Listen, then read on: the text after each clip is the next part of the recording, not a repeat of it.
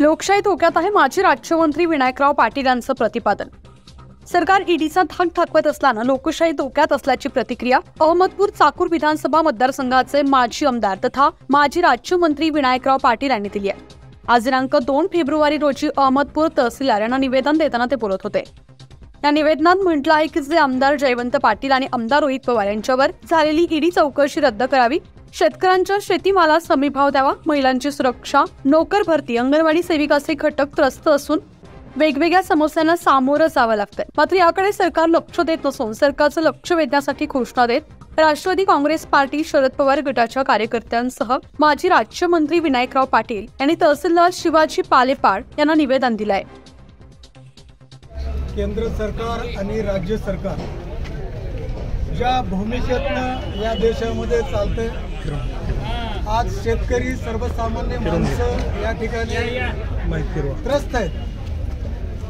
मालाला भाव नाही, कुठलंच सहकार्य शासनाचं शेतकऱ्याला नाही, सुशिक्षित बेरोजगाराला नाही। अनेक प्रश्न महाराष्ट्रातले देशातले पुढे येत असताना विरोधी पक्षाच्या कुठल्याही नेत्यानं या सरकारच्या विरोधामध्ये भूमिका घेतल्याच्या नंतर जे शस्त्र त्यांच्यावरती उगारण्यात येत आहे ते मला वाटतंय की या देशाच्या लोकशाहीला हिताचं नाही। आणि म्हणून आज संपूर्ण महाराष्ट्रामध्ये सर्व तहसीलदाराला निवेदन देऊन जे काही ईडी सरकार, आज आपल्याला माहिती आहे राष्ट्रवादी युवकांचे नेते रोहितदादा जवळपास 800 किलोमीटर पायी प्रवास करून प्रत्येकाच्या अडचणी जाणून घेतल्या, प्रत्येकाच्या प्रश्न जाणून घेतले आणि मग ते रस्त्यावर असेल, विधानसभेमध्ये असेल, ते प्रश्न मांडण्याचा या ठिकाणी प्रयत्न केला। सरकारला धाऱ्यावरती धरलं की लागलीच त्यांना ईडीची नोटीस सुरू झाली। जे जे म्हणून सरकारच्या विरोधामध्ये बोलेल त्यांना ईडीचा, सीबीआयचा, सेल टॅक्सचा, इन्कम टॅक्सचा, या सगळ्या यंत्रणेचा धाक दाखवून या ठिकाणी प्रत्येकाचा आवाज बंद करण्याचा प्रयत्न या देशामध्ये चालतोय। हे लोकशाहीला या ठिकाणी हिताचं नाही, लोकशाही आज धोक्यात आहे। आणि म्हणून आज तहसीलदारच्या माध्यमातून आम्ही या सरकारला या ठिकाणी निवेदन देत आहेत। अशा पद्धतीने जर तुम्ही ही सगळी यंत्रणा ताब्यात देऊन जर प्रत्येकाचा आवाज दाबण्याचा प्रयत्न केलात तर थोड्या दिवसात लोकशाहीच्या पद्धतीने या ठिकाणी सर्व निवडणूक आहेत, त्यावेळेस निश्चित जे काही धाक डॉक्टर बाबासाहेब आंबेडकरांचे शस्त्र दिले त्या शस्त्राचा वापर करून तुमच्या विरोधामध्ये ही सगळी सीडी लावल्याशिवाय जनता राहणार नाही। हेही कुठेतरी शासनाने लक्षात ठेवण्याची या ठिकाणी आवश्यकता आहे। 2014 नंतर आज या अहमदपूर तालुक्या मतदारसंघातली परिस्थिती बघा।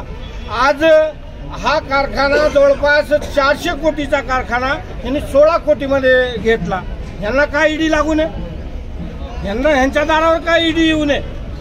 आज कुणाचा कारखाना, कुणाच्या बापाचा कारखाना, शेतकऱ्याचा कारखाना, शेतमजुराचा कारखाना, शेतकऱ्याच्या घामातून उभा टाकलेला हा कारखाना आहे। आज कपाळावरचा आज कुंकू पुसून गळ्यातलं मंगळसूत्र विकून शेत खरेदी करून हा कारखाना उभा टाकलेला आहे। आणि कधी या सन्माननीय आमदारांनी सांगितलं नाही, कारखाना तर घेतला परंतु शेतकऱ्याचा कधी विचार केला नाही। ईडी लागावं, ईडी कुणाकुणाला लागावं। खरं बघितलं तर आज तुम्ही बघितलं देवेंद्र फडणवीसचा 1700 कोटी सिडको कारघर जमिनीचा घोटाळा आहे, काय ईडी येऊन आहे त्यांच्याकडे। आज बघितलं पण देवेंद्र फडणवीसचा टीपी घोटाळा आहे, काय ईडी येऊन आहे त्यांच्याकडे। देवेंद्र फडणवीसचा 200 कोटीचा ULC जमीन घोटाळा आहे, काय ईडी येऊन आहे त्यांच्याकडे। देवेंद्र फडणवीसचा महा ई परीक्षा घोटाळा आहे, काय ईडी येऊन आहे त्यांच्याकडे। आज विरोधी पक्षाकडेच काय ईडी येते। आणि दुसरी गोष्ट Prakash Mehta MP mill compound FSR घोटाळा 1200 कोटीचा घोटाळा आहे, का त्यांच्याकडे ईडी येऊ नये। सुभाष देशमुख तूर भरडाई घोटाळा 2000चा घोटाळा आहे, 2000चा घोटाळा। तूर भरडाईचं फक्त 2000चा घोटाळा आहे। लोकमंगल बोगस कागदपत्र अनुदान लाटलं, कमीत कमी 5000 कोटीचं अनुदान लाटलं, काय ईडी येऊ नये त्यांच्याकडे। आणि आज आपण बघितलं जयकुमार रावळ तोरणमाळ हिल रिसोर्ट घोटाळा 50 कोटीचा घोटाळा आहे। आज जयकुमार रावळगड किल्ले हॉटेल्स बार विक्री करून घोटाळे करून टाकलेले आहेत। आज विनोद तावडे अग्निशामक दलाच्या गाड्या खरेदी करण्यामध्ये त्यांनी जवळपास 500 कोटीचा घोटाळा केलेला आहे. काय येऊ नये त्यांच्याकडे घोटाळा आणि काय ईडी येऊ नये त्यांच्याकडे. आज तुम्ही फक्त विरोधी पक्षाला तुम्ही टार्गेट करता. अरे लाज वाटली पाहिजे, हिंमत असेल तुम्ही या देशाचे पंतप्रधान नरेंद्र मोदी यांनी ते अजित पवार त्यांच्या युतीमध्ये येण्याच्या 1 दिवस अगोदर सांगितले होते की अजित पवार 17,000चा घोटाळा आहे म्हणून. 17,000 कोटीचा घोटाळा आहे. 70,000 कोटीचा घोटाळा आहे म्हणून. हा, दुसऱ्या दिवशी अजित पवार त्यांच्या सरकारमध्ये सामील होतात. काय चाललंय लोकांना कळत नाही. आणि आम्ही काय बोललं तर बोललं, आम्ही म्हणलं तर बोललं. आणि आज या देशामध्ये राम राज्य राहिलेलं नाही. राम फक्त आपल्या त्यांचे वैयक्तिक त्यांचं आज रामाला करून टाकलेलं आहे. आज बघितलं देशाच्या प्रत्येक हिंदूच्या घरी रामाचं मंदिर आहे, राम त्यांच्या हृदयामध्ये राहतो.